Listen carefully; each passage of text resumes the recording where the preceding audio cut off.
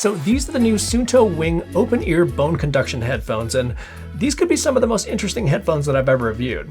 Now, when it comes to the name Suunto, the first thing that probably comes to mind are their watches, whether that's their more endurance sports-focused watches like their Suunto Vertical or the recently released Suunto Race that I have right here, or possibly even their dive watches. But Suunto is branching out with these, and it does make a bit of sense if you think about it, where the watches like the Race and the Vertical, those are all about outdoor endurance sports, and that's really what these are all about as well. So bone conduction has been a great piece of technology to come out where they don't use traditional speakers or drivers that are found on typical earbuds. These transmit sound with tiny vibrations on your cheekbone, which allows for a completely open ear design so we can listen to all our music or podcasts while still having awareness of our surroundings, which is great for safety like around cars and traffic, but we can also get to enjoy the sounds of nature and stuff like that. The transparency mode on typical earbuds is getting to be really good, but it's still not quite as good as having your ear canal completely open. And where transparency mode actually really breaks down is if there's any sort of wind involved, and the reason for this is that transparency mode is using its built-in microphones to pipe in outside sound, and well, that outside sound is wind, and it can actually distort the audio that's playing and sometimes sound like a hurricane, some more than others. And I've tested countless number of headphones, and I still really haven't found a pair that handles wind noise perfectly. So for me, I'm a really big fan of bone conduction headphones for my outdoor sports, and that's not only while I ride, but also for stuff like trail running. Okay, so let's talk about these new Suunto wings and what makes these different and what they're all about. So for the design, they're made out of silicone as well as titanium, and they have this wraparound design that go around the back of your head, and on the each end are these little pods. So these pods sit in front of your ear and sit on your cheekbone, and these really aren't speakers per se. These actually transmit sound with tiny vibrations on your cheekbone, which your brain then interprets as sound. It's actually super cool. Oh, and by the way, these currently come in two different color options. So there's this black and red color that I have here right here, and they have a lot more subtle all black color, and they run $199. So when it comes to how these actually sound, in regards to clarity, these do a great job and will sound quite crisp and clear with music like acoustic, to rock, to pop, and they also do an excellent job with vocals. Where these won't have quite the same kind of experience as earbuds though is for bass and low end. So for stuff like electronica, techno, and hip hop, it's going to be harder to reproduce the low end with that kind of music with this kind of technology. Now what's interesting though is that the Suunto wings also come with earplugs. Why? Well, for a couple reasons. So first, they're actually going to make them more versatile, where if you actually do want noise cancellation, you can totally do that just by tossing these in your ears. And what's super cool about bone conduction is that you can still hear your music since it's transmitting sound through the vibrations on your cheekbone. But here's something kind of neat about using the earplugs. These will actually increase the bass response significantly, and the reason for this is that it's going to eliminate the sound that you would normally hear through your eardrums, and then it'll amplify what's being conducted through the pods. It's kind of nuts, and it's one of those things that you have to experience where you're like, huh, that's kind of cool. One thing to note about using earplugs though is that although it does increase the bass response, it actually does reduce the clarity a little bit, so that's something to be aware of, but it's still a great option and does offer versatility where these can be used in scenarios where you actually don't want to hear your surroundings, like the gym or something like that. When it comes to how these sound compared to some of the competitors, these really surprised me. So when Shonks came out with their Open Run Pros, these were a big leap when it comes to sound quality from bone conduction headphones. They sound very good for this kind of technology. What's kind of crazy though is that these are very comparable, and I'd actually give these an edge when it comes to clarity over the Open Run Pros. The Open Run Pros do sound a little more full though, where they deliver a bit more on the mid and low end. It's probably a toss-up in the whole scheme of things, but gotta say, I'm impressed, especially when compared to these, which have been some of the best on the market. Oh, and they do also have two different sound modes where you can switch them from a normal mode to an outdoor mode, which is supposed to increase the volume, and you can do this within the Suunto app. It's not like double the volume or anything like that, but it can make a difference, but you may experience a little bit of a distortion if you do turn this on. So for me, the normal mode actually seemed to work well in most situations. Where I would use the outdoor mode would be stuff like for cycling, where you could experience a little bit more ambient wind noise. And in regards to how these handle wind noise, well, it's an open ear design, so it's really going to depend on how much wind is out there, but I do prefer these over an earbud with transparency mode, and that kind of goes back to what I was talking about earlier, where with an earbud with transparency mode, it's literally trying to pipe in outside sound, and then it combines it with the audio, and it oftentimes can sound worse than reality and sound like you're in a wind tunnel. When it comes to fit and security, well, there's really not much else out there that's going to be more secure than this style of headphones. So these wrap around your head and have a one-piece design, so there's really no risk of having one side dislodge and go flying off. And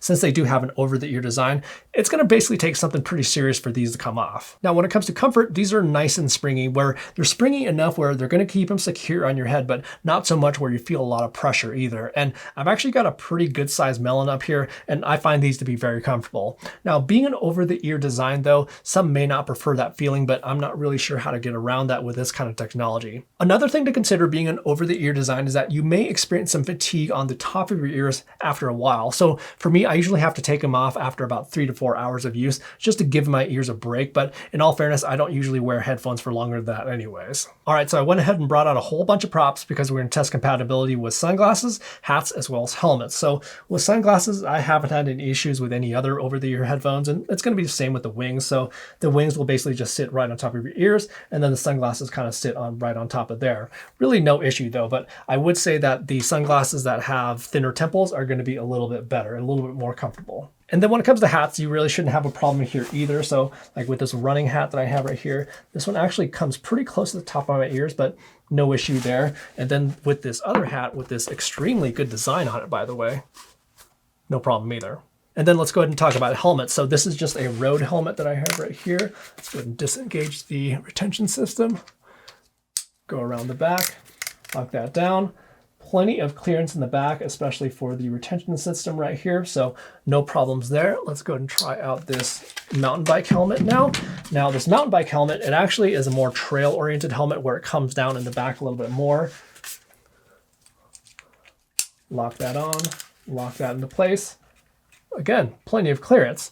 Now let's go ahead and test the snow helmet. And this is going to be a little bit different because it has the flaps that go over the ears. So go ahead and putting this on. So this fits right here over this helmet, but helmets may be different in terms of the coverage on the back, especially with snow helmets.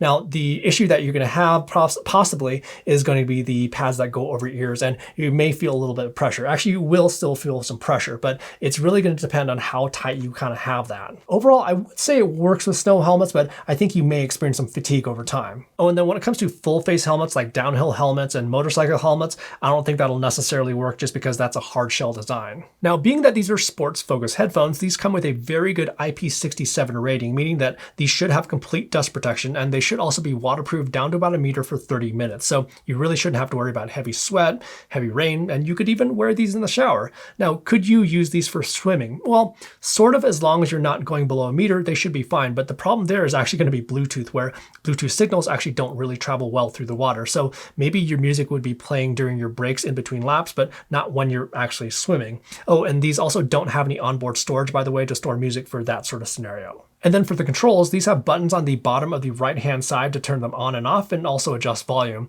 And then it also has a multi-function button on the outside of the left pod where you can play and pause, skip forward and backward through tracks, and also answer and hang up calls. The size of the multi-function button makes it easy to find, but I think the size of the volume buttons could be a little bit more pronounced, but still all the standard controls that you'd find on other headphones. However, these have a very interesting additional way of performing certain functions where you can actually use head movement to either skip tracks or answer or decline calls. Now, trust me, the first time I heard about this feature, the first thing that naturally came to mind was the movie The Night of the Roxbury. All right, so here's a little demonstration of how this works. So just skips, and it's super consistent too. So what I kind of notice is that it usually takes a left, right, left motion. So basically like kind of 3 turns of your head, I guess you could say. So then it skips again, skips. Super consistent. And I was also curious about how much head movement you would actually need to have this work. So with subtle head movements like this, nothing happens. So it takes a little bit more deliberate motion for it to work. So I don't think you'll be accidentally triggering this too often. And then I also noticed the same thing with calls where it does take a pretty deliberate motion to answer. See, nothing. Then it answers. So one thing that I was kind of curious about with that nodding motion for answering a call is when you're running, would that accidentally trigger that? Because you could be doing a similar motion, I suppose. So what I'm going to do to test that is that I'm literally going to call myself and just start running here and see if I can get it to accidentally trigger. Okay, so here we go. I'm going to call myself from the phone in the back here. See, that's coming through. All right, go ahead and start running. This is just normal running motion, totally fine. Get a little more deliberate. I mean, I wouldn't run like this, but it's not answering.